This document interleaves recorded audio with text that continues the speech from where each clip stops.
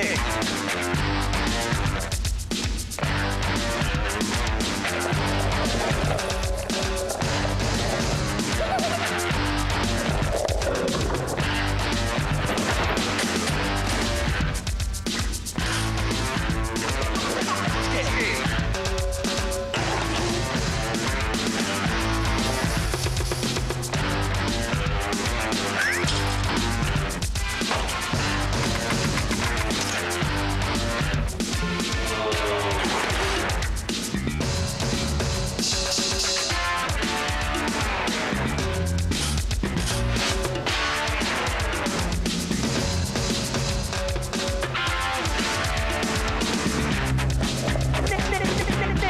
It's the Street Beat Show on Nickelodeon Sk8 TV, the only skateboarding show made by skaters for skaters. On today's show, you'll see me, Skate Master Tate, with some of my friends skating the streets of Hollywood. Meet freestyle pro Kevin Harris, check pool legend Mark Partain, and mini shredder Guy Mariano. Go on location with Eric Sanderson and check out the Savannah Slamma, plus the top 10 street tricks you won't want to miss. Hey, my name's Matthew Lynn. Check out my co-host, Skate Master Tate. That's him on his 4-foot 9-inch board, skating the streets to his hip-hop world beat. Let's check out our first remote, Skate Master Tate ripping up the streets of Hollywood with Welch, Orb, and Nash.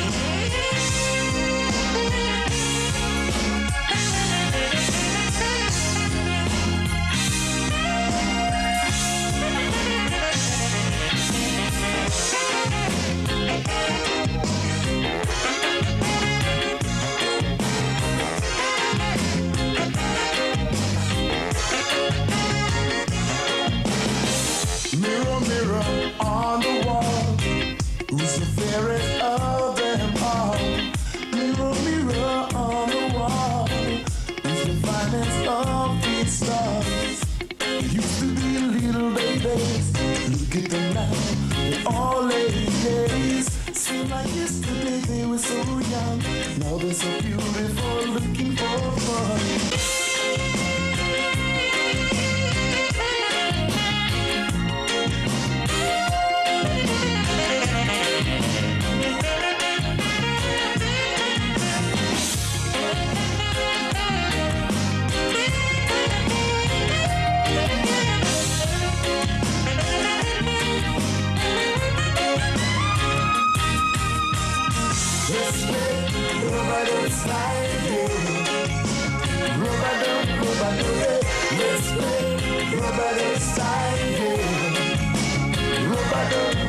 This is what skating's all about.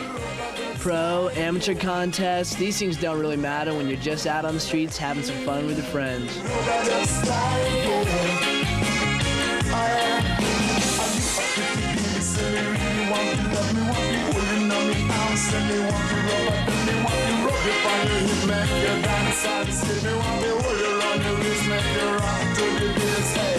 Let's play rubber duck style.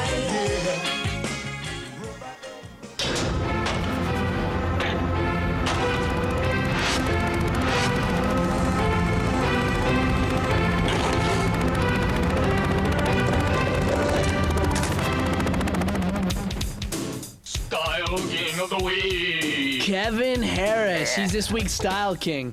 He's the proud owner of 2 skate parks in Canada and has been a top freestyle skater for over a decade. Tell us about the Canadian skate scene. It's really happening. I live in Vancouver, which is on the west coast, and a lot of great places to skate. 2 indoor parks, 3 outdoor parks. It's great, great scene. The skate must be kind of hard, though, to skate during the winter months. Yeah, the dog sleds and stuff. I mean, a lot of people think that we have like 30 feet of snow all the time, but it's actually a pretty warm climate. We just get a lot of rain in the winter, not too much snow at all. Are you own your own skate park? Yeah, it was always something that we really wanted to do. Joe Meyer and myself, we opened it up and got Lance Mountain to come in and design a lot of stuff, and it's all multi-ramps that all connect together, and anybody can come up and skate it. What do you like doing when you're not skating? I love collecting and driving like old 60s muscle car stuff. 60 cars? Yeah, a lot of fun. I got an old 63 Vet. It's a lot of fun to drive. I got that in an old Mustang, a 66 Mustang, and an old Buick that I have. I have fun with them, but I usually get other people to do like the work to get them all in running condition. You're not like the working mechanic? No, not really.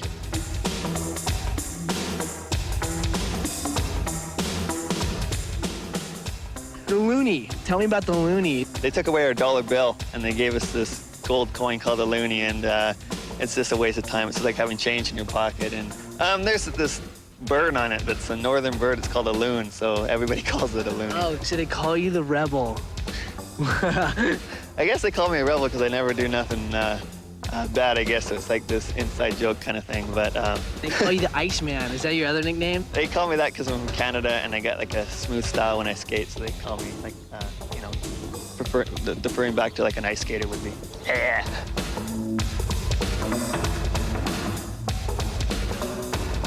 Any road trip stories? The guy who was organizing everything for us in Spain brought us to the airport, and we missed our plane by about a half an hour, and we had to drive, which he thought was about 4 hours, and it took us about 10, and all these back gravel roads. By the time we got there, we were 2 hours late for the demo. We were really tired, and he was supposed to have us a hotel there. Well, it worked out that it was vacation season there, and there was no place to stay.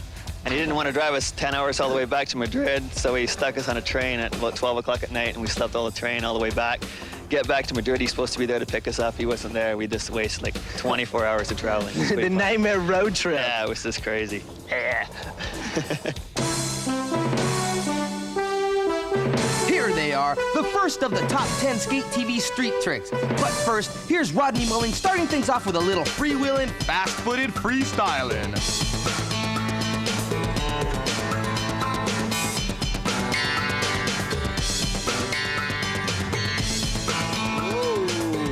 Ron Chapman, ollie to bench to rail slide, grab back to bench. Check this out, ollie to bench, rail slide, grabs like a mute. Oh, pulls off, back to bench. Oh my goodness. Here's Jeremy Klein doing one of those crazy little 180, like 360 kind of shove it ollie type of street maneuvers. Oh, crazy. Oh, Tom Knox, half cab, tweaking those indies, backside 50-50, shove it. Oh, look at this slow-mo, tweaking the truck. Guess who? It's Nodis. Down the rail, slide on the tail. Check him out. Woo, backwards, forwards.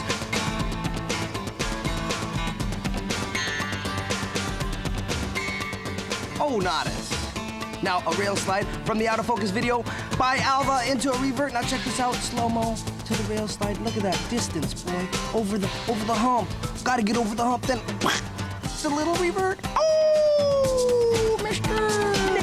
Nick.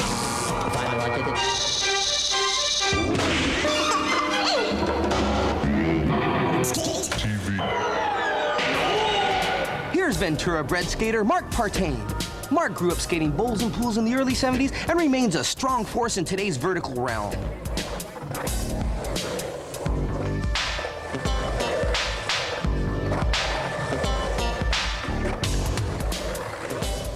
Time to meet the man, Mark Partain. What up? How's it going, Taters? Good, man. Well, a lot of people out there who don't know you need to know a few things about you, so let's get busy. How long have you been skating? I've been skating for about 20 years now. Started when I was 5 years old. Took my sister's roller skates apart, put them on a 2x4. 1968. So you're the 20-plus club. Yeah, that's it. All right, That's not too me. many of us around.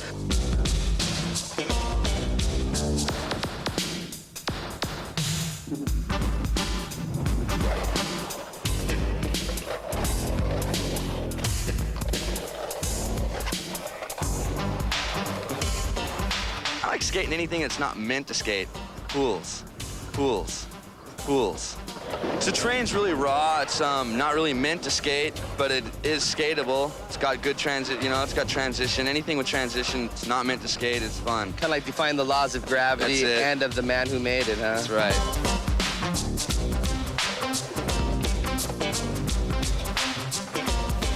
What do you think about skating in contests?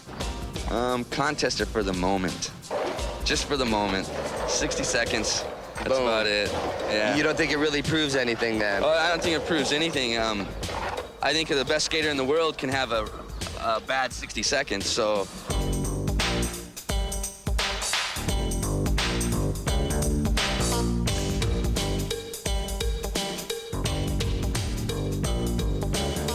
Okay, any good road stories? Jeff Grosso. No. Okay. He's crazy. He's crazy. Right now, I'm working on getting a company started, Renegade Skateboards. All right. And that's basically my new board. Is that what this is over here? That's what that is. You got a little over there. Renegade skate right here? That's it, man. Why don't you tell us a little bit about that? Well, it's 7 plies hard rock maple. It's got a nice kick nose, nice tail. It's 31.5 long by 10 inches wide. Works pretty good. Well, if it works for you, I'm sure it works just fine. Yeah.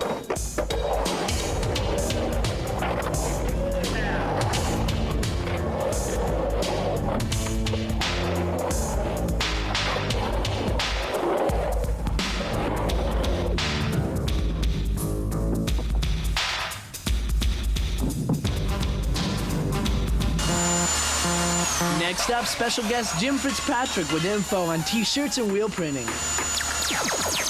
So here's a silk screen for a new t-shirt that's being developed.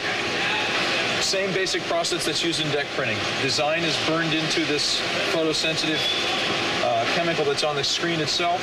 And then we've got an abundance of machines here that we use.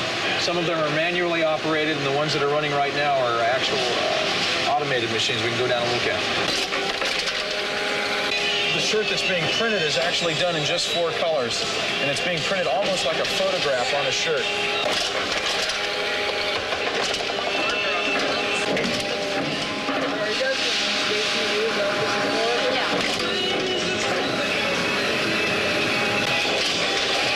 Okay, so the finished shirt comes off the machine itself and goes into a drying oven, not unlike a big large pizza oven, which cures the ink, and they come out the other end, they're all finished and ready to wear. So, wheels, urethane, a lot of high-tech stuff. There's different hardnesses, there's different sizes, and like the shirts and like the boards, what distinguish wheels at this point now are also the graphics that go on the side of the wheel. So once we have the wheel poured and it's been cut on the lathe and it's ready to be printed, it uses something called a pad printer, which is a machine that's operating right over here. Here, the design that's being done is actually a 3-color design.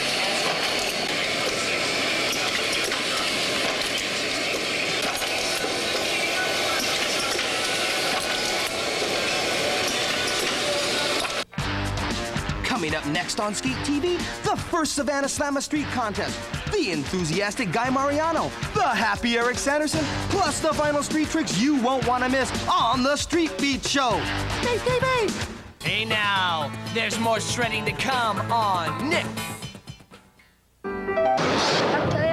Our story begins deep in the South, a land steeped in tradition, where, at the mouth of the Savannah River, Colonel Charles H. Olmsted surrendered Fort Pulaski on the night of April 10, 1861, thus eliminating any chance the South may have had for victory when our nation was torn asunder during that great strife known as the Civil War.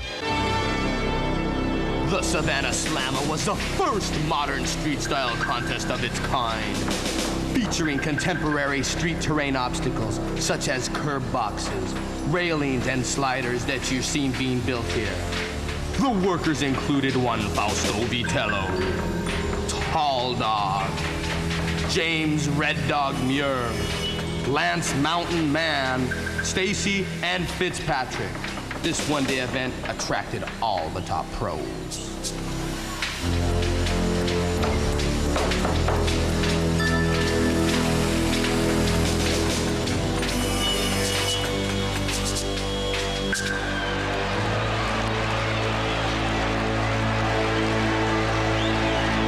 And here are a clip of the top 5 finalists. Woo! Tommy Guerrero, jammin' at the Savannah Slammin'.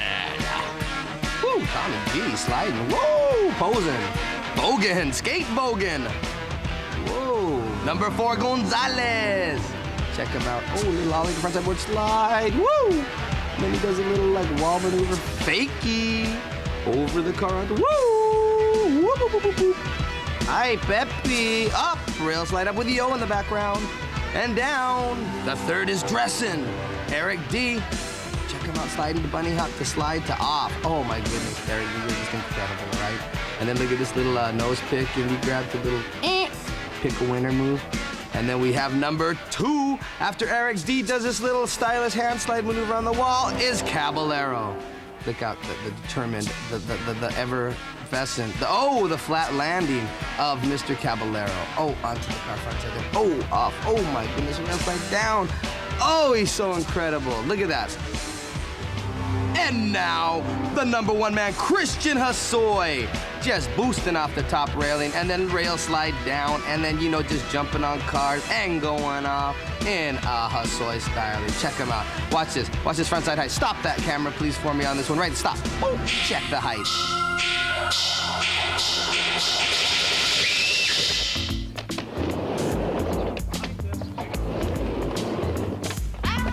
My basic days usually wake up, go to school, and then usually go skate with my friends, Mike and Junior. And sometimes they're not home, just go skate with my friend Francois. It's pretty cool. It's real fun. Then just come home, do my homework, and then eat, go to sleep, then on and on. Hanging out with Guy Mariano right here at Sk8 TV. How's it going, Guy? Fine, it's going good. What grade are you in? I'm in 8th grade. It's pretty fun. I got bad thought. I knew it. You know, someone stole the doormat from the front of my I knew you were gonna get it. hotel room. All right, I need this all back, right. I can't. You won't let me wear it. You won't let me wear it. My panties without it. You! Mariano! Mariano, what a goof. You know a lot of professional skaters? Just mostly like Lance and them. Lance is real cool. You skate with Lance a lot, don't you? Yeah, we usually go skate ramp a lot with him and stuff. It's a lot of fun. Did you teach him? Did you take time out? Yeah, like he teaches us lots of vert tricks, and then sometimes we teach him some street tricks when he goes with us and stuff. What's your favorite subject in school? Private subjects, probably woods and metals. It's pretty fun. It's pretty rad. It's pretty rad. It's pretty rad.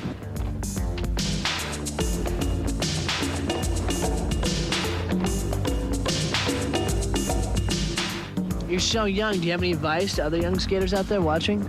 Just don't be so competitive. Like most of the kids today, they're all like, I want to be better than you, better than this, and then you should just skate to have fun. I'm Ray Barbie, and when you go out skating the street, watch out for rocks and cracks. Welcome to the deep end, and today it smokes with a wad of good footage. First, the beef of the week. This beef comes to us from our trip to Santa Barbara with Team Effigy. This is chuck steak with a beef steak. Oh! Medium rare, please. Here. Get those VCRs ready. Here's Sk8 TV's Trick of the Week. This week's trickster is John Soner with a big fat stalefish over the canyon. Check it out. Stalefish grab, tabletop, little style tweak. Ooh. Impressive. Now let's see what our home viewers have to offer. Now, the home viewer video. Check it. This week's home viewer video comes from skaters Kevin Cushman and friends. Thanks, guys.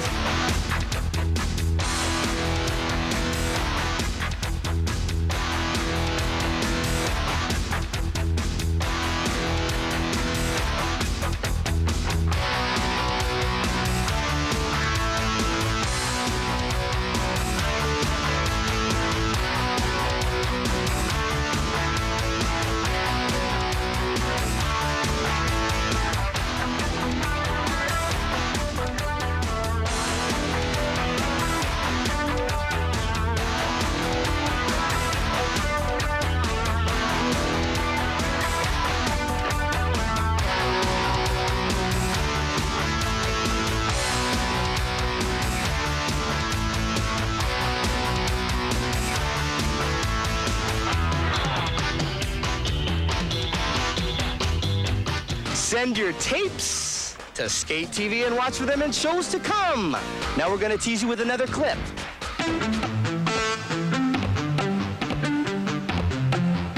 Here are some clips from the latest Blockhead Skate video featuring Omar Hassan and company founder David Berthold.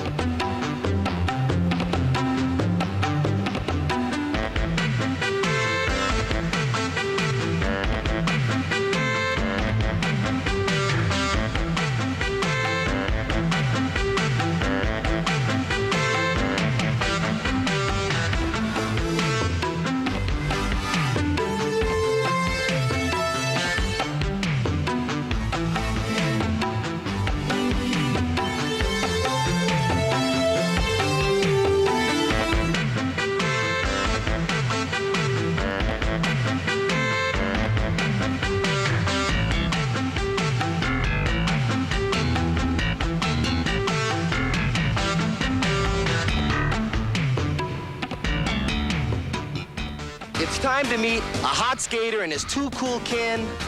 Let's meet Eric Sanderson at home. My name is Eric Sanderson. I'm 19. I live in West Covina, California. My name's Larry Sanderson. I'm Eric's dad. First started skating freestyle. I got bored of it. I started skating vert, street, mini ramp. It's much more fun. Then I built my ramp, which is a mini ramp. And my mom and dad built it. Building a skateboard ramp was really a fun project. It started off kind of slow, and we didn't know how much was involved, but it ended up being a family project, and we all worked on it. Having mini ramps helps because you get used to smaller transitions, and it helps you bring yourself up to bigger ramps and helps you on street too. It's a real good sport. The kids are very involved in it. They're very health conscious. It's my buddy Turtle. We street skate together, but we don't skate ramp together because he shreds me up. They have a place to come with a skateboard ramp in the backyard instead of hanging out someplace. And we've met a lot of really nice people in this sport. I've been working on lip slide, Smith guard, and reverts, Smith grind, lip slide, Smith guard, and reverts, varials over the spine, half cab Japans over the spine, 360 airs, finger flip airs to fakie, which I haven't made yet, and I've just been basically working on trying to go fast. Enough of this, let's skate.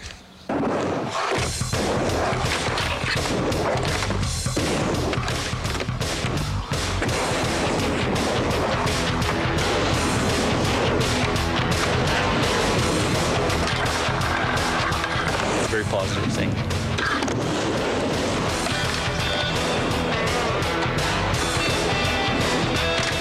It's a natural high. Ideal.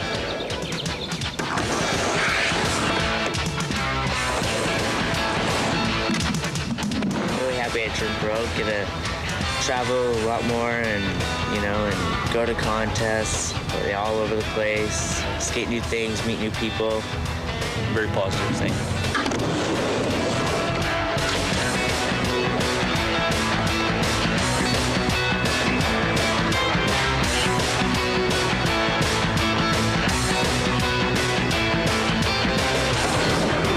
That competition for the kids is very important, prepares them for the rest of their lives. Here they are, the final 5 Sk8 TV street tricks. Once again, let's take another bonus look at freestyling Rodney Mullen. First up is 11-year-old shredder Chris Brana with a ramp launch to rail slide, proving that age is only a number. Here's young hot am Alan Peterson with an ollie to backside planner slide. And off. Whoop, whoop, whoop, whoop, whoop. And off. Next up, we have Ron Chapman doing a nose pick to shove it off. Nose pick a winner to shove it off. Ooh. Next, we have MSA founder and tough skate skater Block Montoya doing his patented wall ride to Vario 360 land and roll away in slow-mo. So stylish, Block. Check him out, that landing. To roll away in the surf styling. Next, we have the ollie variation. Woo, did you see that over the trash can late night with this, look at kickflip ollie 180 to rail grab, to coming out backwards to revert. Yes.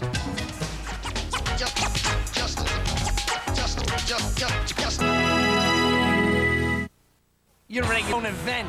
It's Shred Fest. Next on Nick.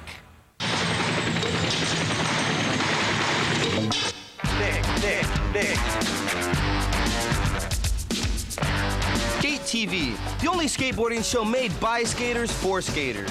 On today's show, we'll be meeting Santa Cruz star Jeff Kendall, pool legend David Hackett, Rebel skater Eddie Radigi, plus we'll hang out at Derby Park and visit Jesse Roach on location. We'll learn about re-drilling boards with Lance Mountain, and don't forget about our visit with skate park owner and Bowden's Brigade legend Mike McGill. I'm Skate Master State, living large, launching lips off the lunge into 5-0 grinds to the mind, 540 mid twist that you wouldn't believe to grapefruit revert. Now I'm gonna send you over to my man here. His name is Matt Lynn. All right, man. You got Kendall here, okay? I got Kendall, man. I got him covered. You better, I'm telling MC, you. Mike He'll Man do in ya. control. You better do it. Everything I learned was from that man right there, Tater, Skate Master Man. Style King of the Way. Jeff Kendall's this week's Style King. Jeff lives and skates within a half hour of the Santa Cruz factory. He's co-founder of the famous warehouse ramp in San Jose and is known to do tail taps daily on the ceiling beam above the ramp. Let's meet Jeff Kendall. How's it going, Jeff? It's all right. Good, good. I hear you really like doing demos. Well, yeah, demos are fun, yeah. I like just no pressure. You just go, you skate in front of a lot of people, pushes you. You usually skate better during, situations like that. It's fun. I like it. What originally got you started? I mean, 11 years ago. What motivated you to get on your board? Just the thrill to do it. It just became, just the rush? I was hooked as soon as, the first time I did it, I was hooked.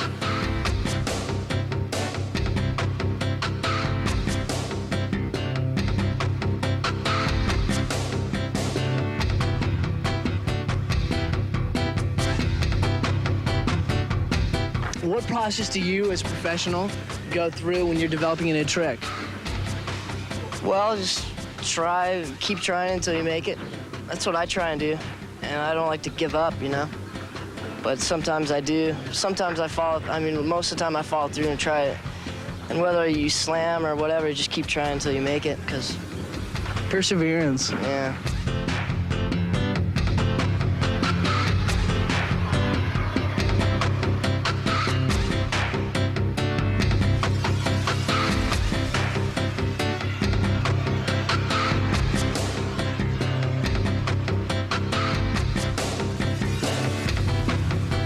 Tell us about your warehouse in San Jose. Well, we got a warehouse that's sort of private that me and Corey O'Brien run, and we got a big ramp in there and a vertical and a mini ramp, and it just keeps us all in shape. It's helped us out a lot in contests and stuff because we have somewhere to skate every day, whether it's raining or cold out. It's all indoors, so it's really cool. It's helped out a lot of the skaters there in San Jose. What do you think about competitions? They're fun. Like I said, I like demos a little better, but yeah, competitions is a lot of pressure. But, pressure to be the best you can. Yeah. All right, well, thanks a lot, Jeff, for coming and joining us. Thanks, nice to meet you. Yeah, no problem. Hey, if you ever get up to Santa Cruz, check out Jeff Kendall.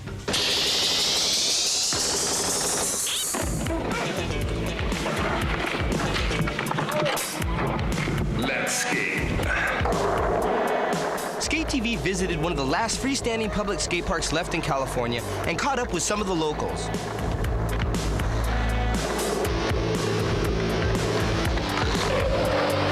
It's okay. You know what? I don't...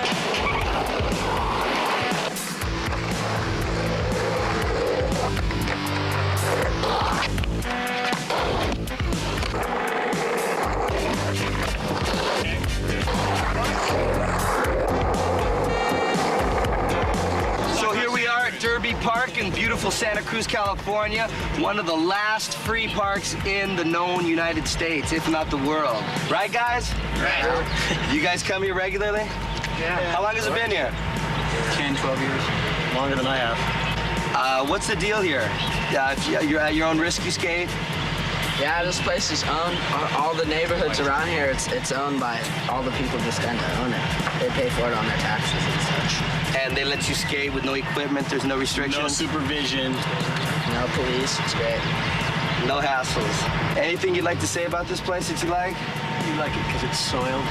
And? It's in the soil. It's part of the soil. It's the only park we got. So You we're like lucky it to because have it's here and you this. can skate whenever you want. It's illegal everywhere else, and this is the only place we can turn to when we want it.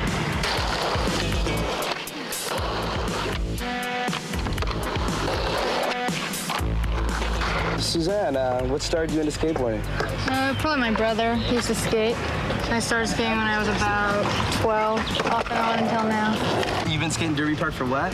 Probably 5, 7 years. 5 to 7 years? Off and on, not hardcore, but yeah. Who are some of your favorite skaters? Do you know Carabeth Burnside? Yeah, I know Carabeth. I skated with her once. Do you like it? She's cool. Yeah, I do. I look up up to to her. I know Stephanie Pearson's actually she's really cool.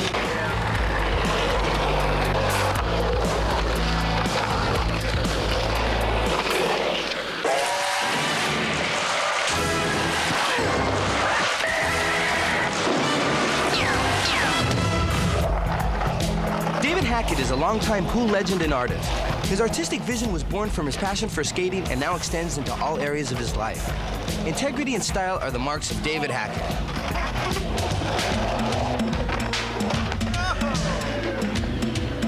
With me today is one of the meanest pool shredders in the world today, David Hackett. Hey, Dave, what up? What's up, Taylor? How you doing, man? Good.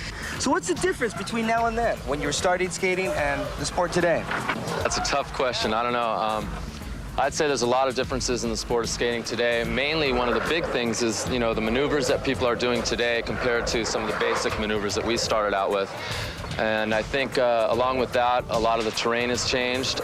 Mini ramps, spines, ultra mini ramps, mega mini ramps. I think attitudes have changed, clothing, styles, everything has basically changed. How long do you think you'll be staying in the sport, involved? Oh, till I can still walk or move or roll on my skateboard, definitely. Arthritis, huh? Oh, yeah. Until no, I'm skate going forever, till the quit end. never. Exactly, old and bold. Never gonna be sold. That's the deal. Sure. Aren't you interested in art and design, too? Absolutely, definitely. Right. I've been doing art ever since I was a wee child, and now that's how I make my living. I'm a full-time artist. I was working for Jimmy Z for about 3 or 4 years, designing clothing, you know, graphics, logos, all that kind of stuff. And now I'm freelance, and I do, like, you know, artwork for a bunch of different companies instead of just one. So tell me now, not too many people know about, you know, your background and stuff. How long have you been skating? Well, I started in '65, and now it's 1990. I've been skating for 25 years. I got my first board in '65 when I was 5, and I got it for Christmas.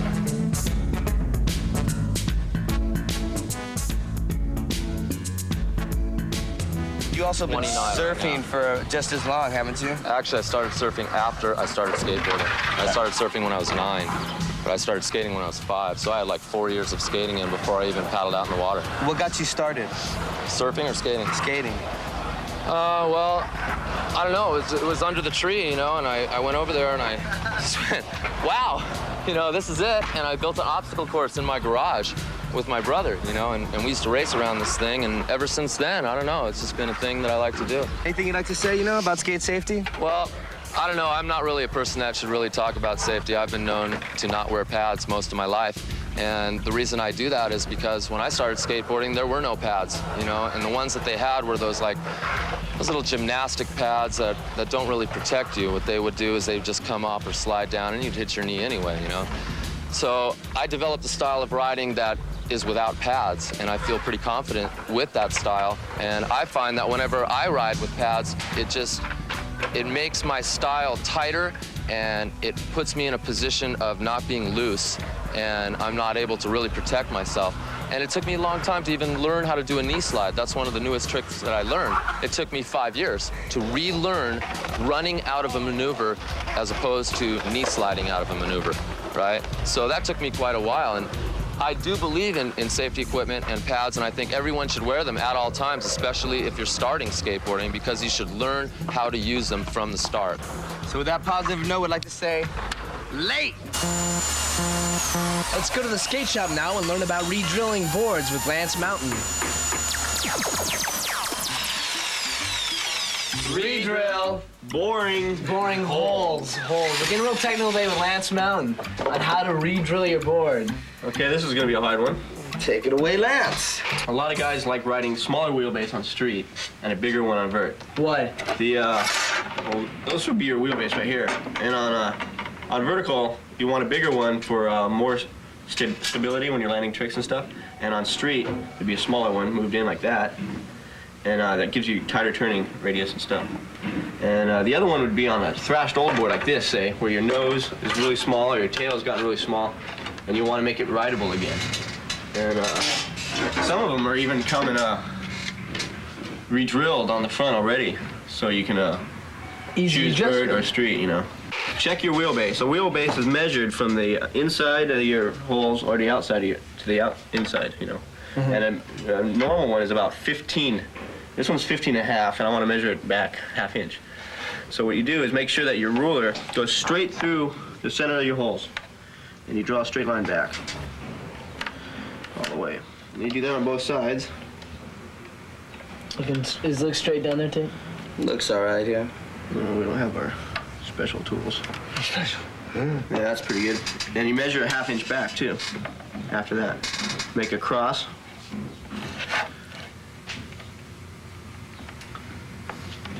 There. You take an awl or something to make a starter dent. The hammer, skate hammer. Or truck. Well, then you line them up and you drill them straight down.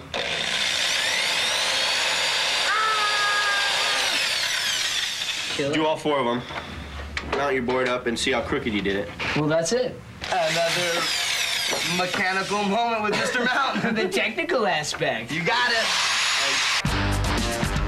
Coming up next on Sk8 TV, we'll meet and skate with Eddie Radicke, visit Jesse Roach on location, and hang out with Mike McGill at his home park. Hey now, there's more shredding to come on Nick. Shred, sure at best.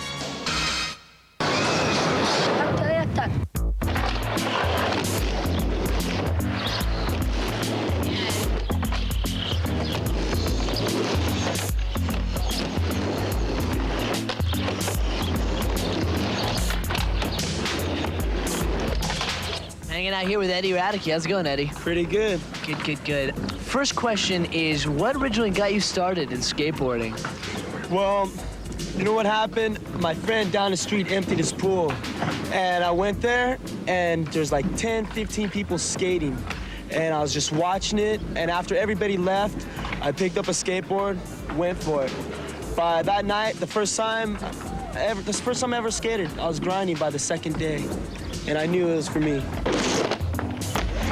You hang out now with Christian Soy, don't you? Yeah, he's one of my good buddies. I like skating with Christian because he's like pretty much one of the best guys in the world. And when you skate with someone good, you learn from them. What kind of terrain do you like skating the best?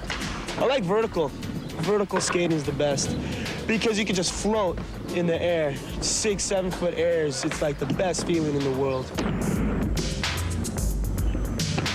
What do you think of the Sk8 TV mini ramp? I like it. I really do. It's a nice little spine ramp right here. It's good. These guys are ripping it up. These young kids. Killer day of action. Eddie drops into our Sk8 TV mini ramp and launches a mute grab transfer over spine into a lean air ramp transfer to a front side grind. A backside tail slide. And finally a reckless rock and roll pivot off the edge. I like kids, like, when they ask me questions and stuff. Because I remember how I was when I was an amateur. Before I was amateur, when I was just a little skater, I used to idolize all the pros, and I know... Like who? Like Steve Olson and Stacy Peralta and Tony Alva.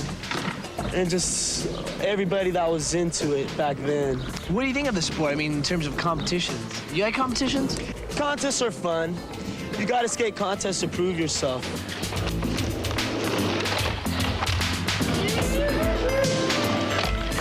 If you can change one thing about competitions, what would it be? Oh, that's a tough one. I know, you can't put you on the Yeah, spot. I don't know. There's a lot of things I would change. I would make the contest more fun, more of an art form, because that's what skateboarding is. It's an art form. It's a way of expressing yourself. But contests, you have to skate for the judges. You have to do their kind of tricks, their style of tricks. So it should be a matter of having fun then? Yeah, that's why I got into skateboarding, because it was fun.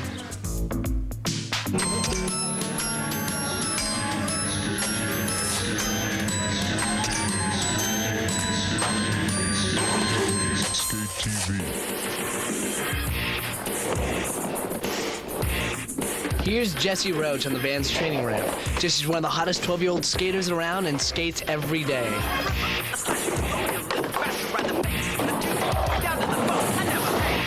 My dad said I couldn't skate till I was 10, but I kind of broke that rule. Skating sort of found Jesse, or he found skating. I don't know how that worked, but I always knew he was athletically inclined, and I sort of wondered, I wonder what sport he'll end up with. And naturally, I'm behind him in any sport he chooses. This just happened to be skating, and it's been a lot of fun. I love to watch him skate. I got started in skateboarding by, I don't know, like my big brother just started building ramps, like we built ramps and stuff, and like he had a skateboard, and I'd like go buttboarding down the road and stuff. Like he said he had beaten me up.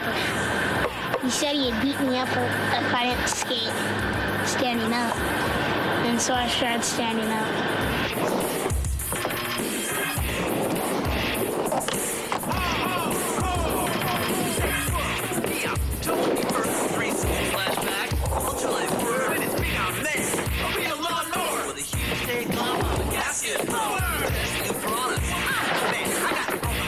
I went and skated the Del Mar contest. This is castle contest.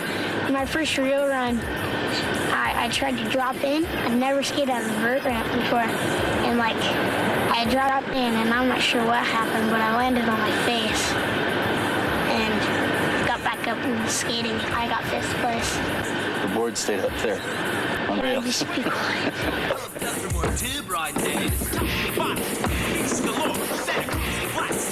And when he dropped in, the board stood there and he just face first down. Everybody talks about it. The kid that fell at Del Mar, that was his. That was his. his entrance into the skate world, face first. On ramps, you knee slide and you need knee pads. On ramp, I wear wrist guards, knee pads, elbow pads, and hip pads, and a helmet. I start new tricks. Sometimes I just see my friends do them and I start trying them. And like sometimes I'm trying one trick and I accidentally do another trick. And just stuff like that. I visualize it in my mind.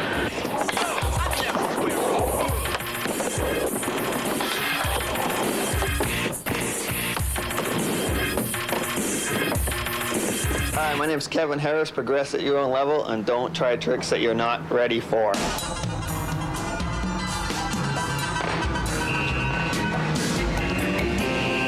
Dwelling in the deep end again, my friend.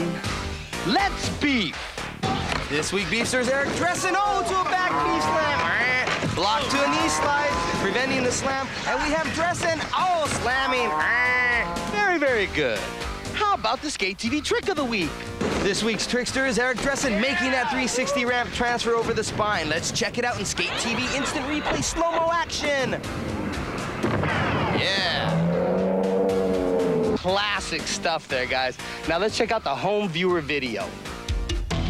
This tape comes to us from Daniel Oliveris in Grimes, California, located near the Sacramento River. The town of Grimes has a population of 350, and Daniel tells us after agriculture, skating is one of the town's chief industries. Crazy!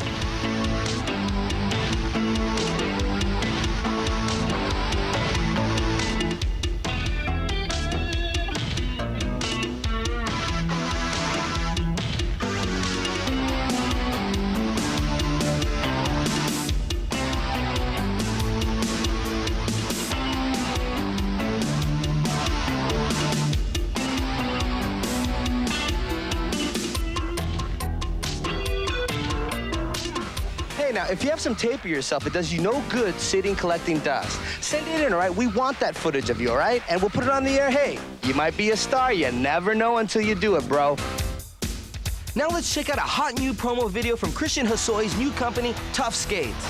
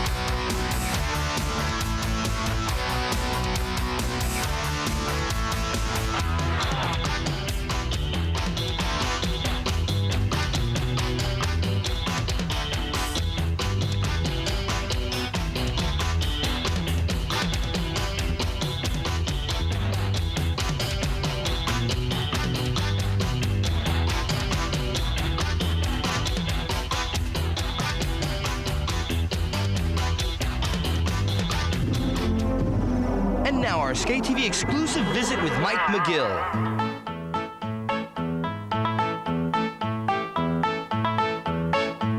When this was a skate park, about 15 years ago, it closed down after about 4 years, and it turned into a catfish park. And people would come and catch their catfish. And then, 7 or 8 years later, we turned it into a skate park again.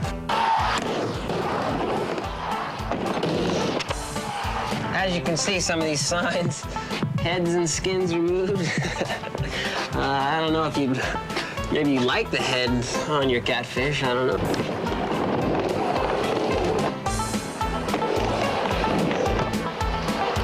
Rip it, dude. Yeah.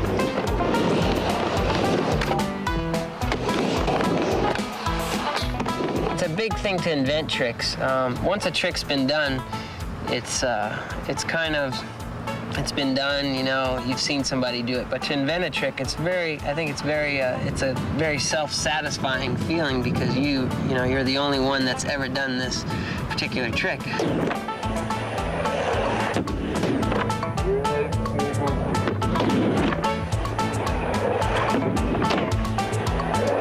Most of the ramps here, we didn't have when I first started skating. We had just concrete bowls and some pools, you know, to skate. But now the ramps are so perfect, you know, you can change them or, you know, there's no kinks or anything like that, so it just makes it a lot easier to learn tricks.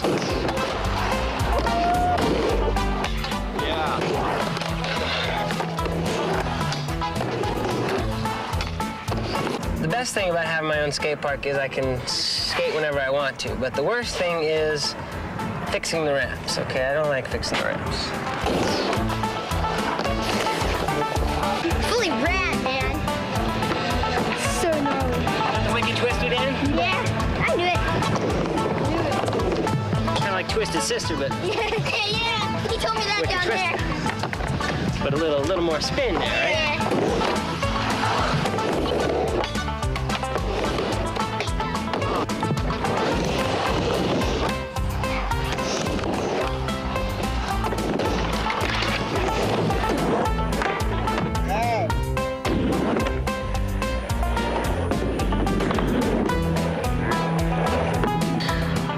All you guys can come and skate the park. We'll be here, and either me or my dad or, you know, the boys will skate, you know, do some grinds, do some twists, and have a good time.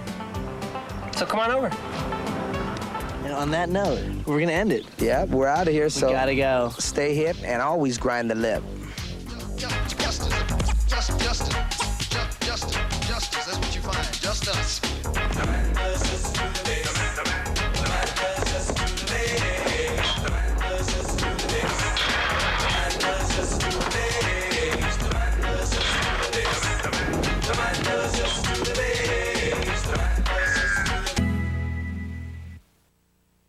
Shredfest. We have Shredfest.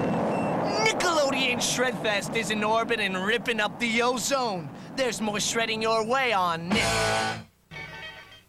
We were once a sitcom family on your black and white TV. Now we're off the air, been pulled from there and dropped into reality. Life was once much duller, they put color in our monochrome. Still she gabs all day and spends my money. I find the situation funny. Doesn't life seem so rerunny? Hi honey, I'm home. Hi honey, I'm home. Honey Comes Home, Friday. My name's Coco and I swing from the trees. I live in the jungle.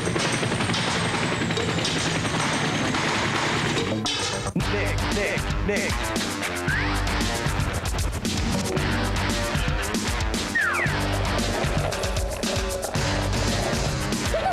It's Nickelodeon Sk8 TV, the only skateboard show made by skaters for skaters.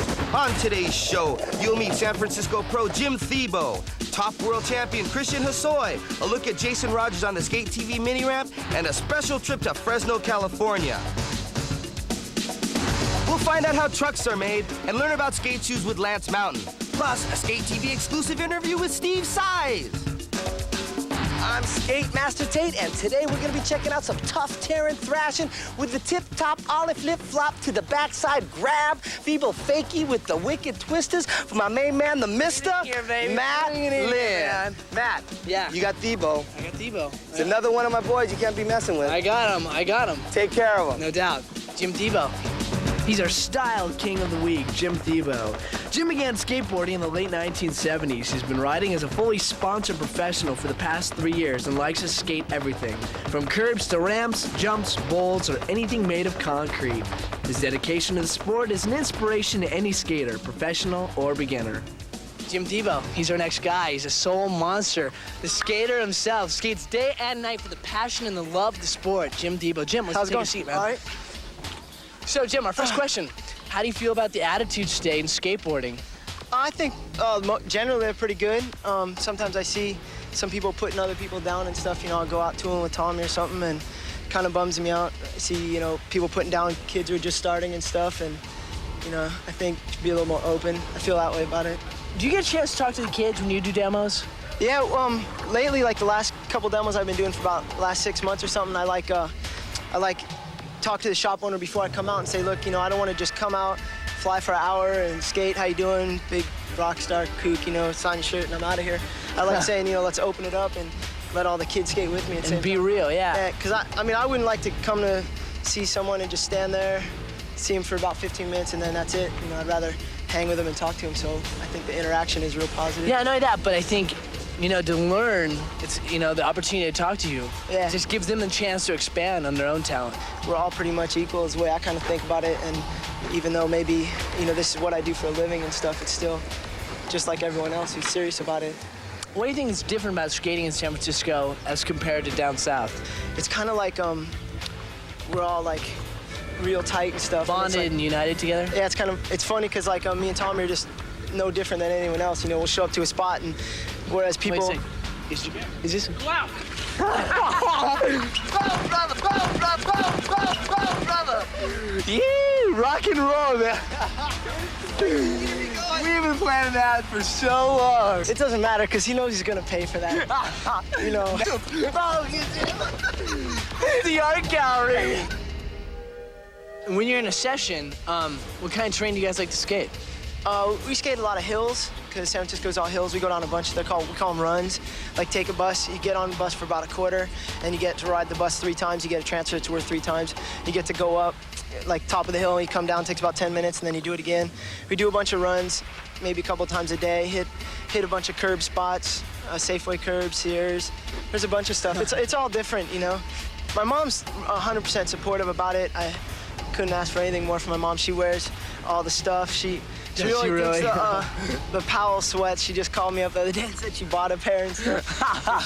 She's into that kind of stuff, and she likes it a lot. She's a teacher, and so sometimes we go and do demos at her school and stuff. What do you plan on doing in the future? I'll be skating for a while still, and when I'm done competing, you know, competitively, I'll be still skating and probably doing something in the skating business. You know, I definitely will. This is my life, and that's what I want to do with it. It's a way of life. Yeah. All right, Jim Tebow. All right, thanks a lot, man. A wet Jim Tebow here on the artistic couch at Sk8 TV.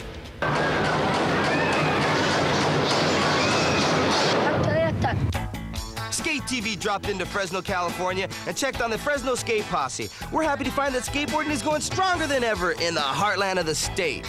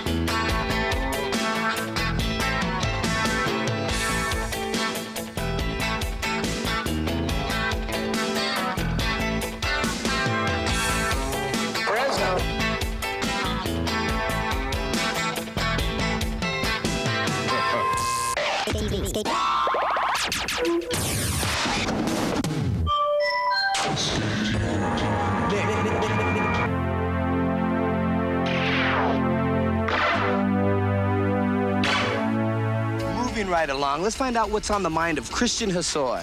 Hey, Christian, what's up? How's it going, Taters? Good, good. How you doing? All right. Christian, tell us about your skateboard company and what you're doing with it these days. I've been changing a lot lately. I changed the name from Hosoi to Tough Skates because it involves making my skaters feel comfortable, the professional riders on my team, because we compete against each other. And it just makes them have something to push for. Instead of pushing for their competition, they're pushing for a company that represents them. So it makes them feel a lot more comfortable when they're skating in competition. Christian is known to be a fierce competitor. His concentration and control have made him almost unbeatable. In contest, Christian is placed in the top 2 so often in street and vert that his domination of the terrain is quite clear. Christian, you're recognized as one of the best pros ever. What tips do you have for anyone who wants to be a pro skater? Most I would say is to wear your equipment, because it's very vital that you wear your equipment. You know, once you ruin your kneecap, your elbow, your wrist, it can lack your time of learning. You need to have all the time for learning instead of time for getting better from being injured, you know? Are there a lot more top contenders than there used to be? Oh, there's a lot more top contenders nowadays, and they're getting younger because the generations are changing, just like when we started skating amateurs and turning pro. We were the younger generation, me and Tony Hawk, and now there's guys like Danny Way and Omar Hassan and Buster Holtzman who are now 16 years old and competing and giving us heavy competition. So definitely there's a new widespread of professional skateboarders.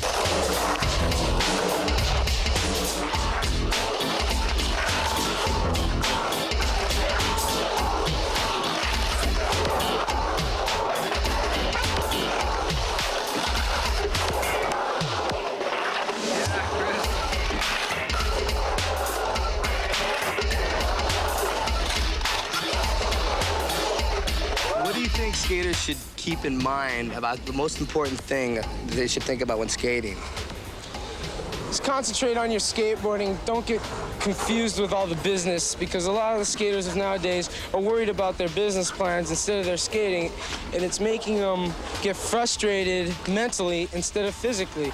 You got to concentrate on that instead of concentrate on who your sponsor is and what they do for you. That'll come to you when you skate good, and that's all you should concentrate on is your ability. Cool, calm, and collected. From Tate's. And with like Words that, from Tate's. we're out of here. Thanks a lot. Thanks for coming by, man. Thanks, Dave. See ya. Phew.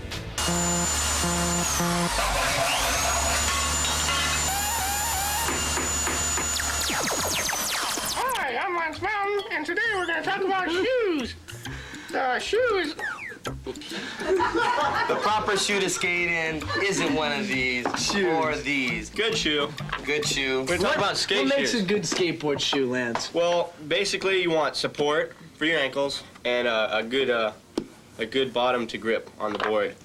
Some come with lace savers to save your laces because they rip when you knee slide. Some comes with ollie area, like for a patch where you ollie to support there, because sometimes you get a hole. Sometimes you get holes on the noses of the thing. So we'll show you how to fix up your shoe today, I guess.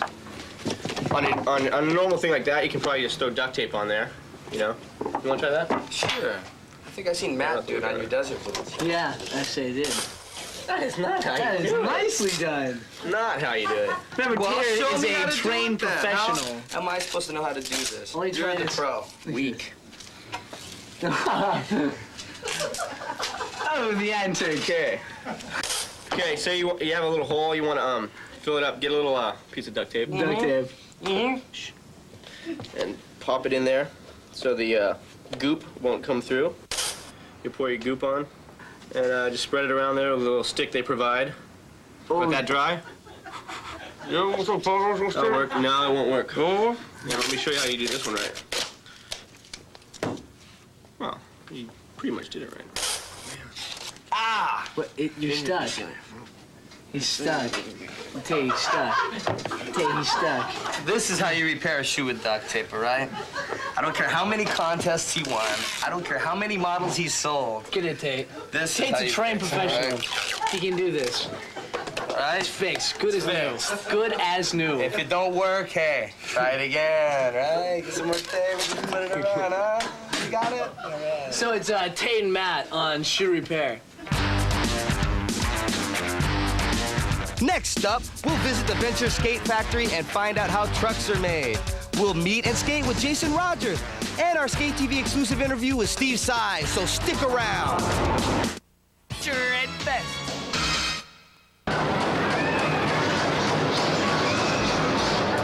We're kicking it live here with 16-year-old Jason Rogers. How you doing, Jason? Pretty good, Matt.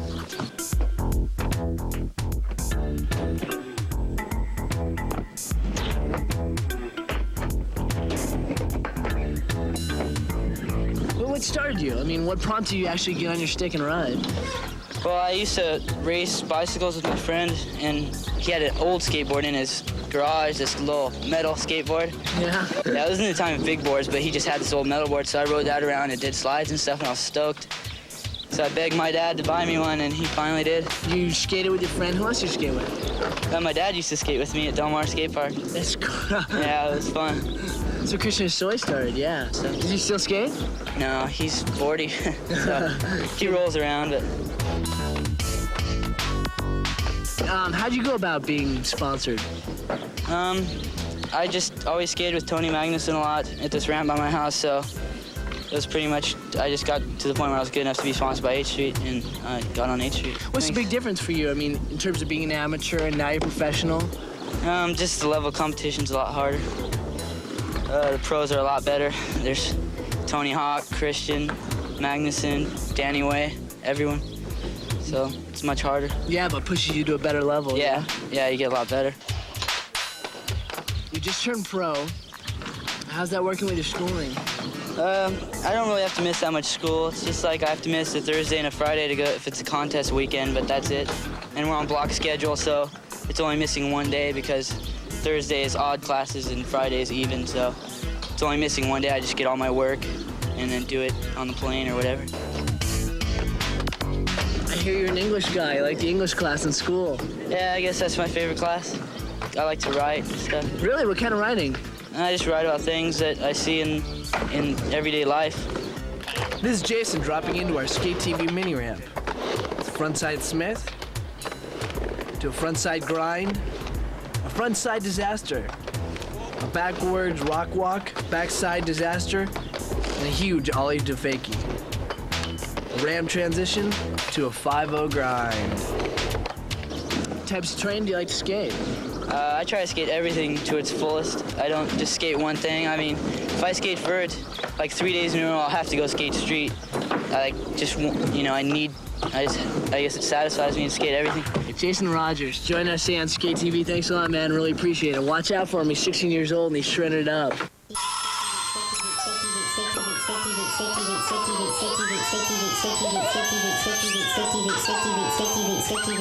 Sk8 TV. We're inside the Venture Truck Foundry in San Francisco, California to see how skate trucks are made. Here's the match plate. This is the metal plate that creates the mold in the oil-based sand. These plates are held together in place by the flask which surrounds the plate and holds the sand in place for compressing.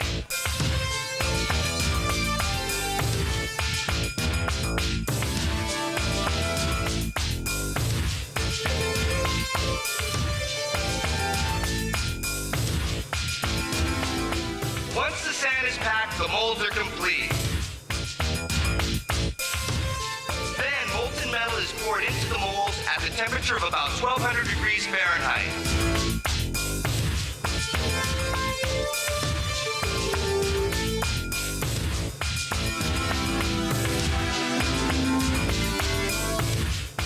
The molds are allowed time to cool. Once cooled, each truck is finished to precision measurements, polished and painted. Then each base plate is drilled and the key pin is inserted by hydraulic pressure.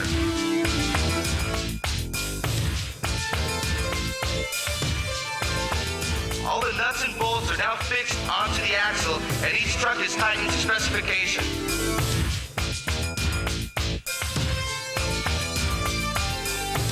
And here's the the finished product. In action.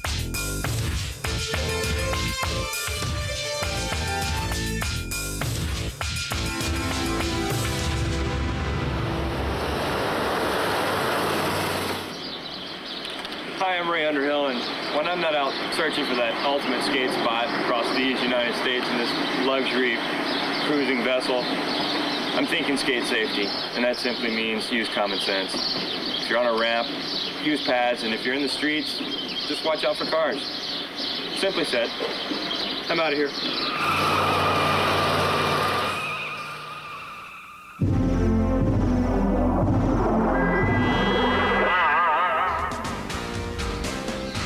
Welcome to the deep end. Well, viewers, have I got a beef for you. Check this.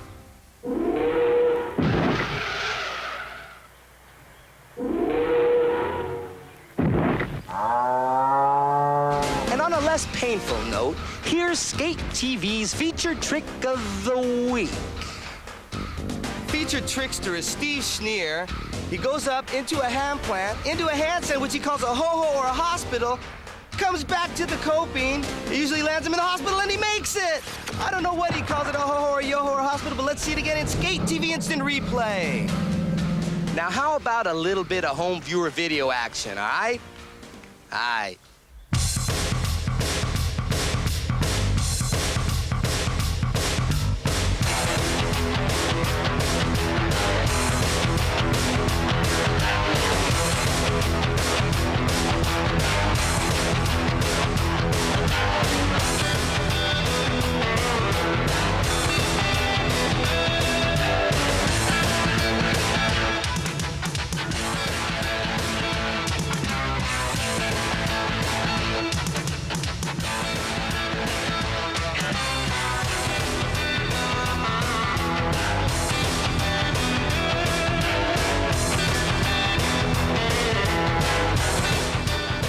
Have any whatsoever footage of you skating at home, send it in and we might use it. Now let's check out this clip from a hot new videotape concept from Virgin Vision, now on display as video art in Europe. And another Sk8 TV exclusive featuring such skaters as Tony Hawk and Ray Barbie.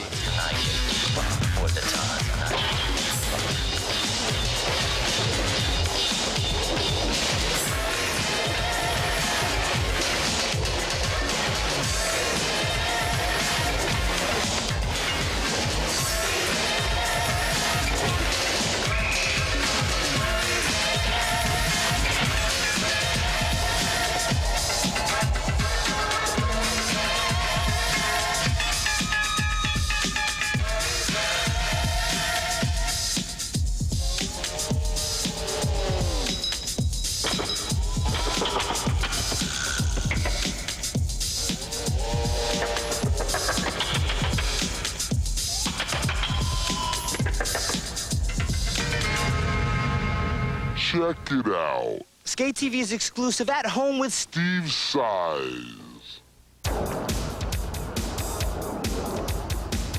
With a special training ramp in his backyard, Steve is one of the younger pros on the Pal Peralta team and is known for his mini ramp skating and wide range of lip tricks. Let's check out Steve's side.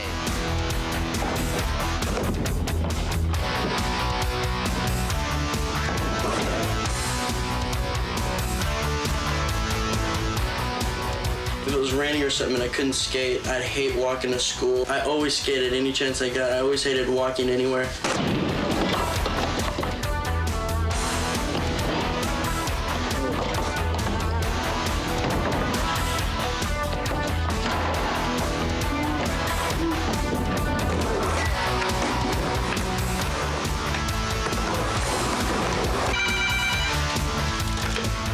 I'll talk to you later. I'm doing an interview, okay? Oh, hi, Dad. So go get Mom. Ooh. Hey, Lisa, pick up the other phone. Mark, could you pick up the other phone? And like the next year, I wanted to build my own ramp here, and I finally got permission. So after about 6 months, it finally started looking kind of like a ramp, and then people started helping out. And then it got built, and on Christmas Day was the first day we got to skate it. And that was fine for like a couple years. And then after that, the insurance company, they had to recheck the footage of the land. And they came in the backyard and they saw the ramp and they flipped out. you can't have this back here, too close to the house. So we cut it down, and it's still gotta go.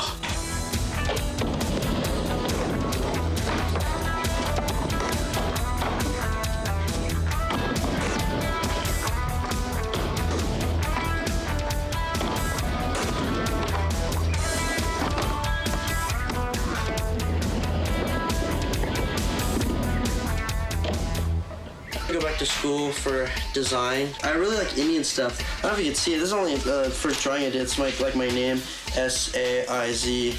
All right. Well, it's part of my family. This is my brother, Marco, Rom, Lisa, my little sister. I remember one time. Okay, I was standing out in front of the dryer, and I'm just standing there. My dad comes in. He goes, "What are you doing?" I go, "Nothing." He goes, "Well, why don't you go play?" Okay, I will. He goes, "Well, go." I go, "Okay." I just stood there. He goes, "What are you doing? What's in the dryer?" I go, "Nothing." He opens it up. It's my brother. I was gonna take him for a ride. Because you'll never know. What if this is, what you're supposed to do?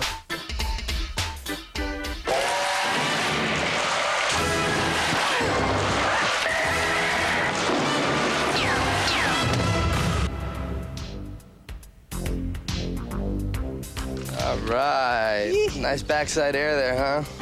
I got that feeling. You know what time it is? That feeling. Sk8 TV mail time. That's right. All right, you gonna do it? Yeah. We got Tom Kelly here from Ventura, California. Tom writes, "Dear dudes, I live in a beach town, so I skate and surf. Some friends and I were talking about which sport is harder. Can you help settle our argument?" I think the thing about surfing is that when you surf, you have to have ideal conditions. The guys have to be with you, the waves have to be right, the weather has to be nice. But skateboarding is an all-year sport. You can do it anytime, indoor or out, and it gives a lot of kids an opportunity to skate when they want to. And I think we're out of here now, Matt. That's it. That is it. And remember, keep the faith and always skate, all right? And when you skate, skate safe.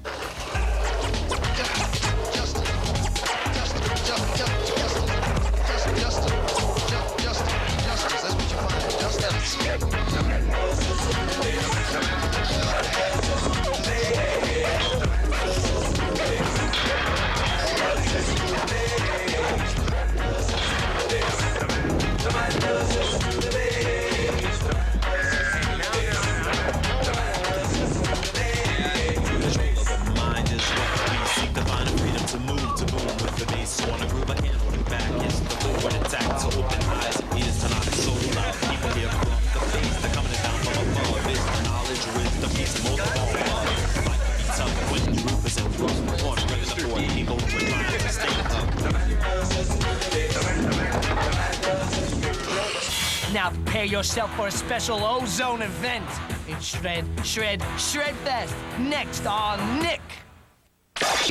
On today's show, you'll see Santa Cruz star Jeff Kendall, the explosive Ben Schroeder, pool historian Eddie Alguera, street amateur Gabriel Rodriguez, longboard innovator Mr. Brad Stradlin. We'll see how boards are built, and we'll go on location with Mr. Stevie Caballero. And we'll check out some unreal hand plants that you won't want to miss.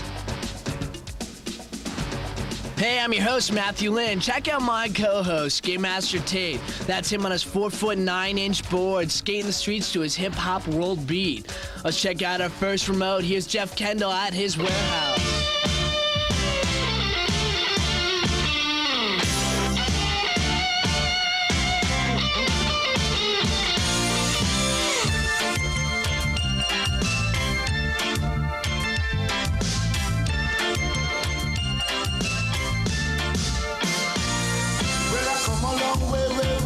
So where are you from originally?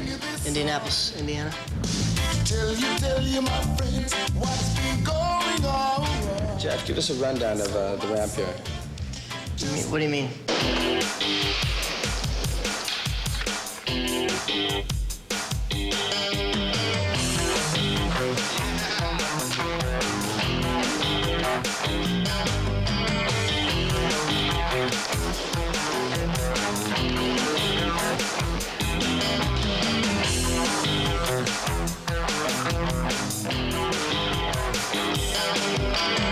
I strictly street skated for the longest time, for like 2 years almost, because there was no ramps to ride. So I came here and we put this together, and I've been doing that ever since.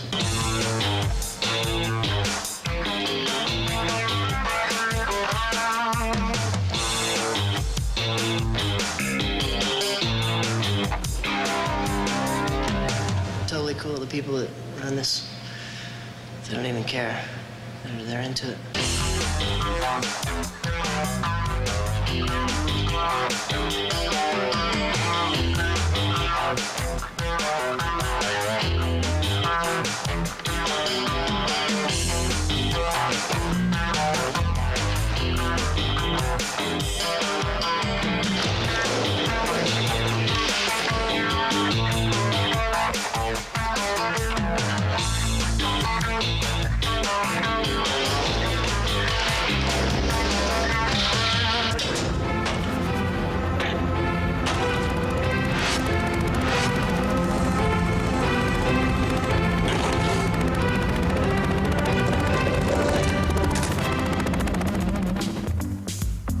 Style King of the Week. Ben Schroeder's this week's Style King. Ben's a strong, aggressive skater who drives his board and his body beyond the limits. With his natural abilities and his all-out style, Ben achieves instant recognition at any ramp. Let's bring him in. His name is Ben. How's it going, Ben? All right. We hear you're gonna settle down for a while. You're gonna stay at home, skate it up around here? Yeah, I'm moving in with my brother in Long Beach, and I'm gonna be skating the mini ramp in the backyard. Plus, Vision just built a brand new vert ramp in the warehouse pretty close by, and I'll be skating there every day. That's great.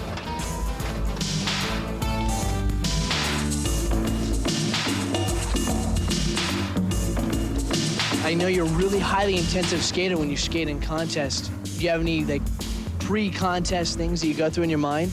Well, I used to when I was amateur. I used to just think about it every night, the night before, and the whole time, and just build up. And then the day of the contest, I would just have all this energy built up and just stay on my board, just no matter what, land on my skateboard. The emphasis on consistency holds everybody back because they get their set routine and they just stick to it, and they don't just go all out, you know.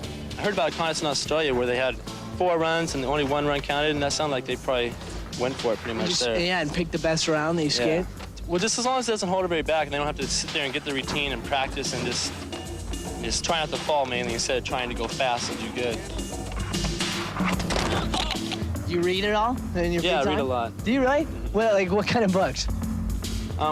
Charles Bukowski, if you ever heard of him, he's one of my favorite authors. He's a great author. Somerset Maugham is, you ever heard? I'm sure you have, but yeah, he's a really detailed author, so I really like him too. I know you're interested in education. Do you have any plans with it? Well, now that I'm moving in and settling down, I hope to go to school starting next year. Probably won't graduate till I'm 30 or something. But still, it's the education, something to fall back on. Yeah, well, that's my main goal is education right now. All right, Ben, man, thanks a lot for joining us. No problem, really. man. It was great. A pleasure.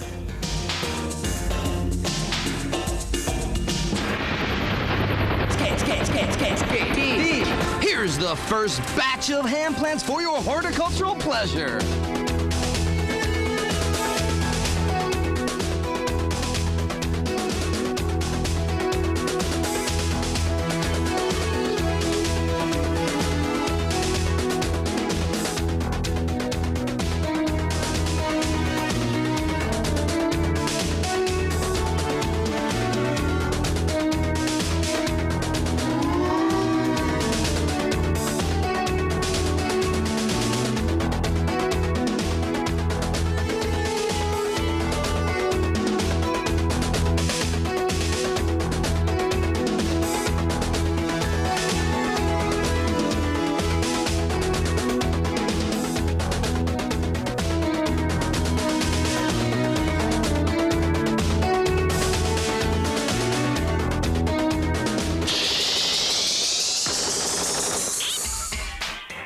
Time to meet up with pool legend Eddie Elguera to find out about his life, his family, and his first board. First board I ever got was a wood Hobie with clay wheels. There was a popsicle carton, and it's you send in 4 box tops, and for $4.50, and you got a free board.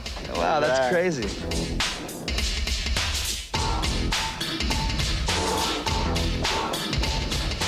How did you get the name El Gato?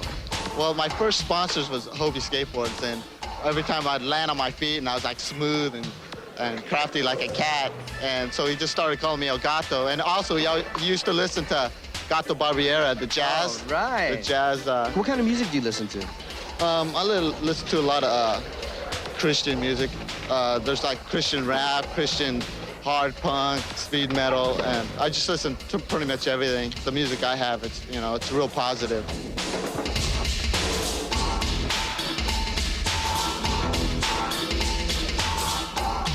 Tell us a little bit about Donna and Malachi and Christopher.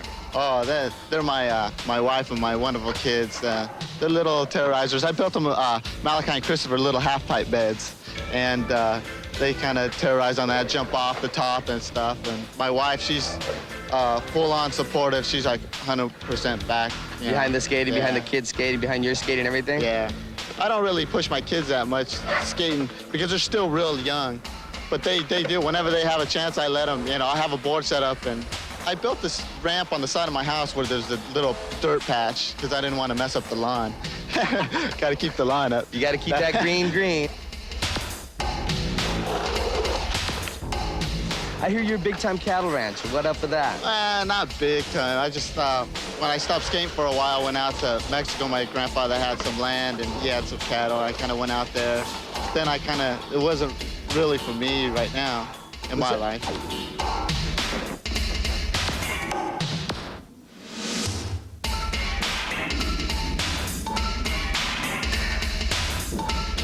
Like I started in the pool, so you could get a lot of speed and just carve just like you're surfing. I surf a little bit. You still like to simulate that surfing. Yeah. You're a sidewalk surfer. Yeah, I'm a sidewalk surfer at heart. Let's check in with Jim Fitzpatrick and find out how boards are made. All right, we're here in the Powell Peralta Skateboard Wood Shop where all of the boards are shaped and formed into boards. Our basic construction is 7 layers of rock-hard maple. It's grown back east. The contour, the concave is already molded in. So this is the first step of actual production where the truck holes are drilled in. All 8 are drilled simultaneously. There's a laser light that lines up the center of the board so that there's no mistaking. The center line has to be absolutely perfect so the board will line up and skate properly. So then those boards are taken over to the router machines where they're cut out. Each board has its own shape, whether it's a full size or mini size. And of course, you can't run out and buy equipment like this. You've got to develop this equipment all by yourself. So this method of manufacture is similar to all the other companies.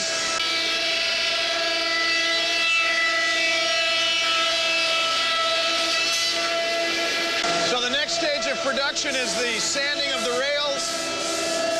Each one of the drums has a different grit of sandpaper on it, and they'll go through and sand the rails so they finally get to the final stage of sanding is hand sanding on the decks and turning the edge of the rail.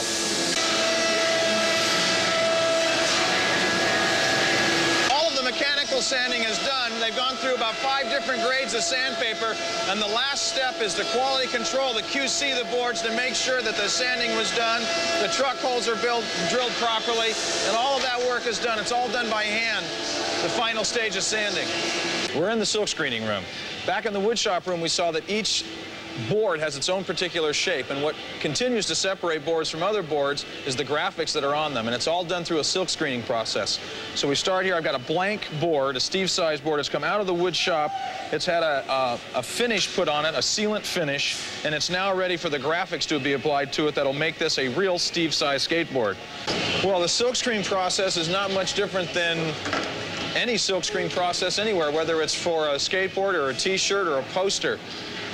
The photographic process is used to put the image on the screens, and each color on a design has its own separate screen. So this is the black part of the design for a McGill Street model. And in some cases, the black is being used as a highlight. In other cases, it's being used as a background color. So if you have a skateboard with 5 or 6 different colors in the finished design, it means that there were 5 or 6 different screens that were used to actually lay down each color. Special inks are used. They have to be fast drying. Particular colors are all developed for each particular design. Coming up next on Sk8 TV, we'll learn about longboards with Brad Stradlin, ride shotgun with Gabriel Rodriguez, catch air with Stevie Caballero, and check out some more awesome hand plants. Hey now, there's more shredding to come on Nick. There's her house. Yeah. I wonder which room is hers. Hey, there's her dog. Lucky dog. There's her dad.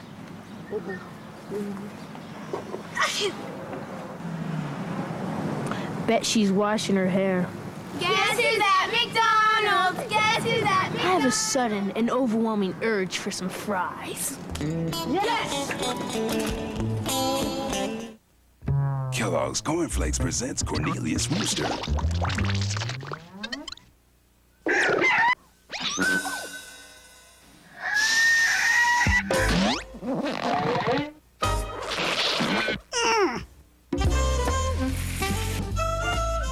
Nothing gets you crowing in the morning like Kellogg's Corn Flakes.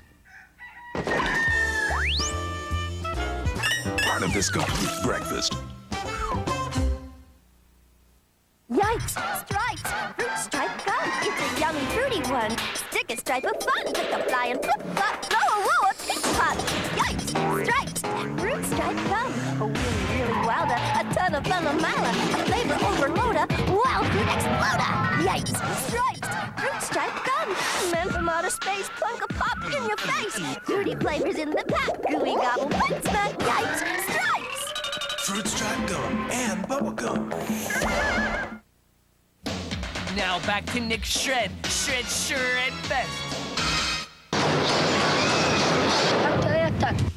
Welcome back. We're here with Brad Stradlin, one of my early influences at longboarding.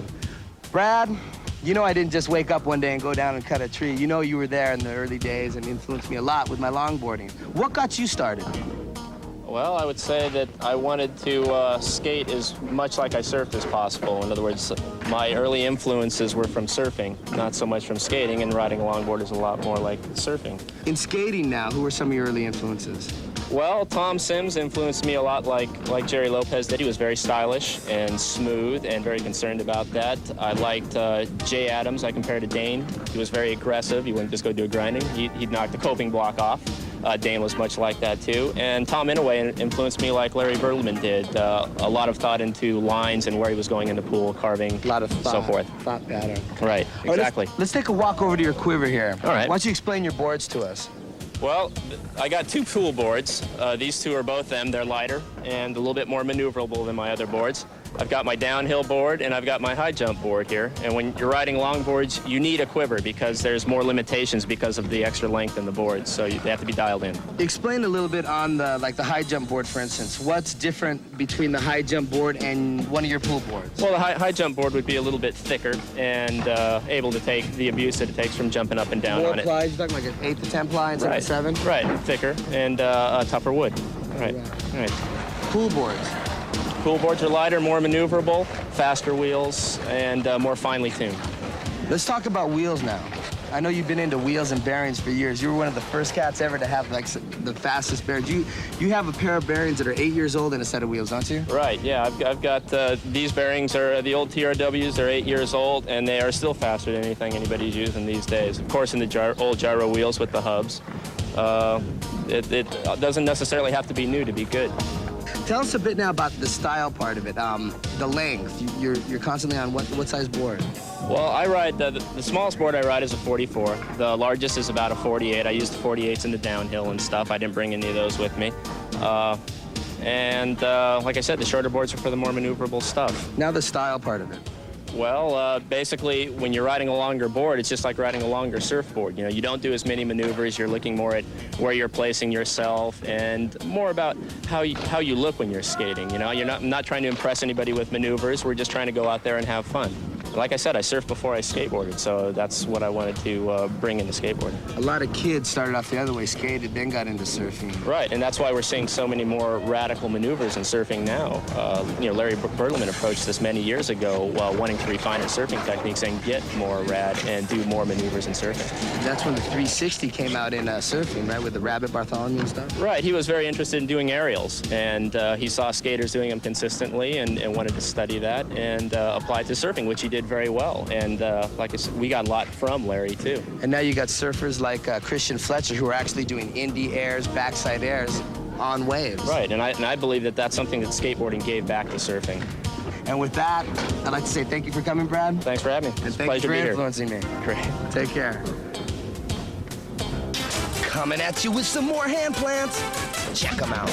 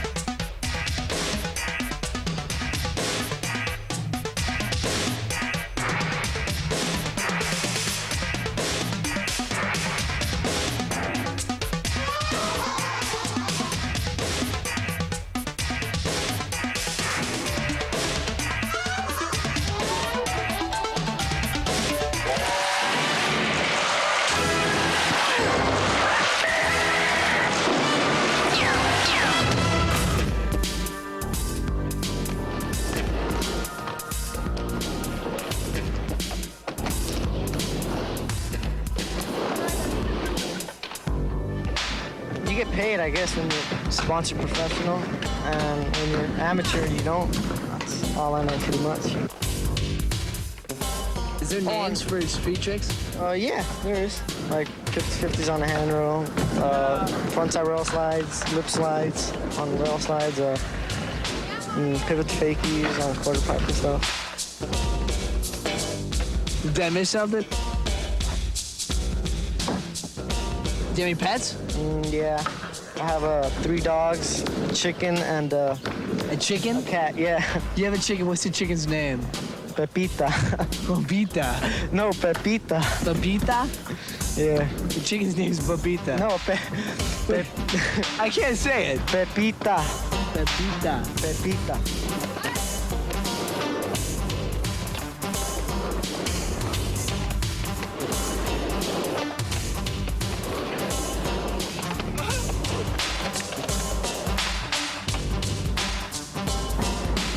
Your board is like all ripped up. How long does it take to go through a board? It usually takes me like about a little less than a week and a half. My board gets real thrashed. It just takes like about. Does it break in half? I mean, can you No, break it doesn't. Like the tail's chipped, the nose chipped and stuff, the sides. You have to replace the board like every week and a half? Yeah, every week and a half. Wow. Gets real expensive, especially if you're not sponsored. Yeah, I think I'd probably still be skating if I wasn't sponsored, regardless or anything. Yeah. I'd still be skating. Pepita. Pepita.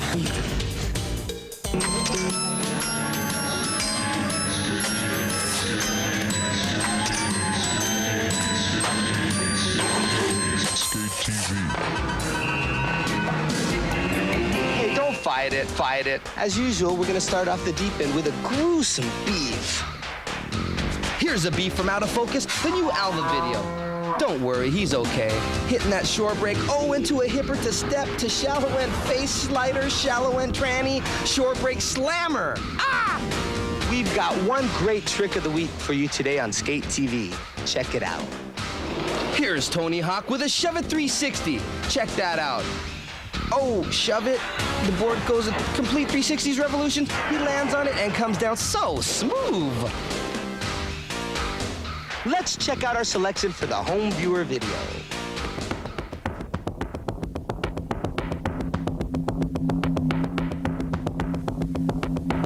Here's a home viewer video from the San Fernando Valley in California.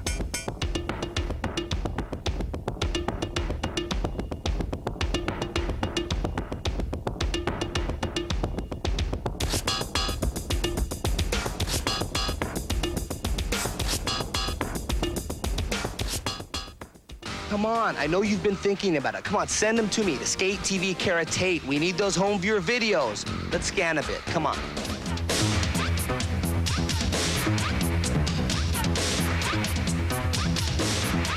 Here's another clip from the series of Poor Sports videos from Rocco in San Jose, California. This one called Les Mouches.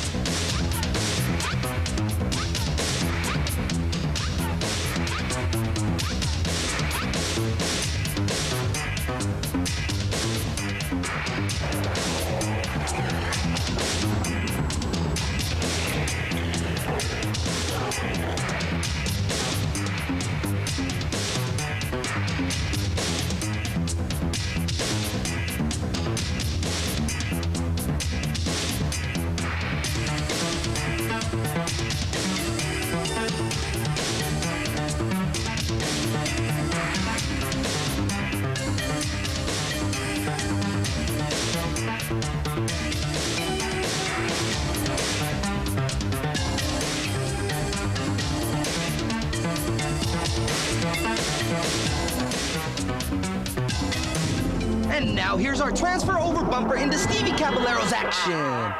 Howdy, we're here with Steve Caballero, independent Pal Peralta skater. Hey, can we start all over? We're with Steve Caballero here. We're here with Steve Caballero at the San Jose warehouse. Action.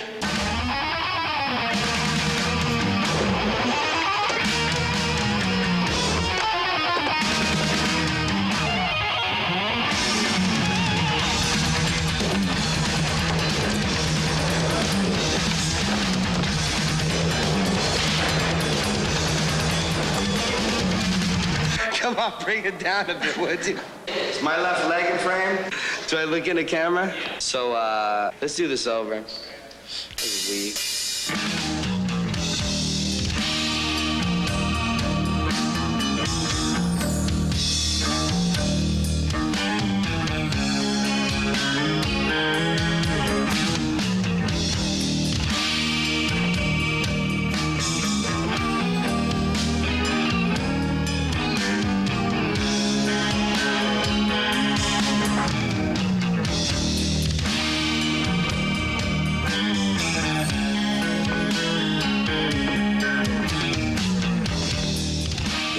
One, two. Yeah, Are you ready for dialogue? You know what usually happens when that happens? You usually get it done first take and laugh. Right? Rolling.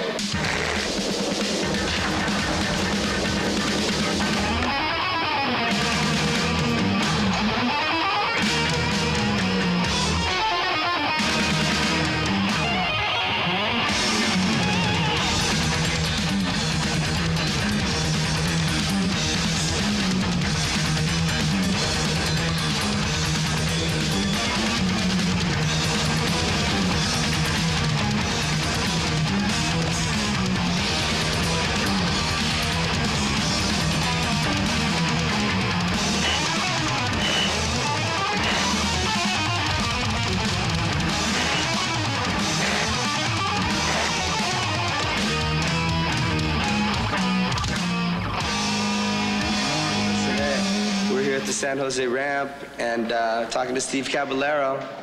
Hope you liked it. Enjoy. Justin.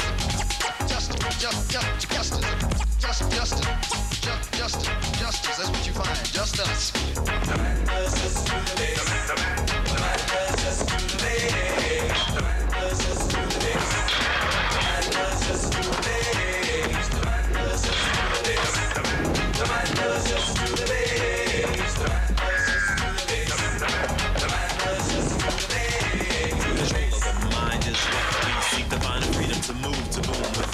On a groove, a hand on the back, it's the forward attack. So open eyes and ears to not so loud. People hear from the bass, they're coming down from above. It's the knowledge, wisdom, peace, and most of all love. Life can be tough when you ruthless and rough. On regular 40 people who are trying to stay up. The man does just do the bass. The man does just do the bass. The man does just do the bass. The man does just do the bass.